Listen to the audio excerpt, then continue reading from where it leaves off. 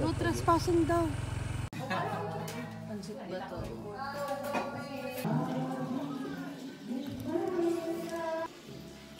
Ito yung sikat dito sa Bicol. Ay, yung pansit ba to?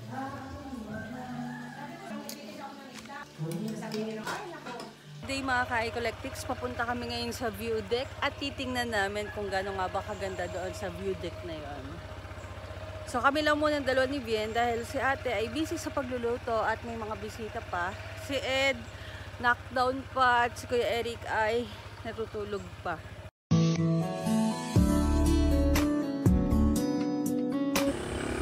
View deck! Bukid! View deck! No trespassing daw.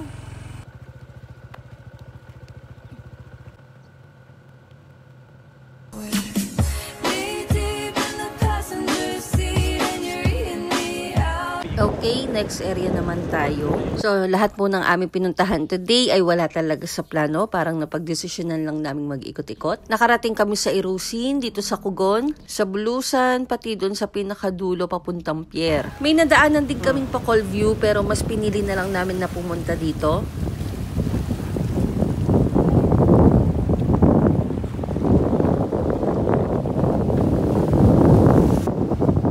Ecolectics, tingnan nyo, dito may dagat sa harap namin. Tapos ito, pag galing ka sa dagat, pwede magdiretso banlaw ka na. So, sabi nila Blab, ito daw nakikita natin black dito sa buhangin ay bakal.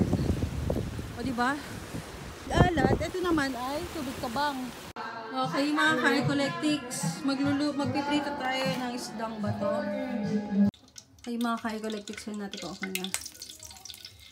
Okay, ito pala yung isdang bato na nabili namin kanina doon sa daan. 50 pesos na to and prito na natin. Ayan. Ito na yung naprito namin isdang bato. And let's eat na mga ka-Ecolectics. Mabayli na kami.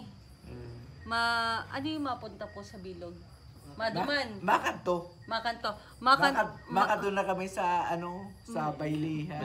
Makanto. Masarayaw kami. Grabe. Bago ka makabayli, pagod na. Pag muna ka sa amin, pinagaganda mga call.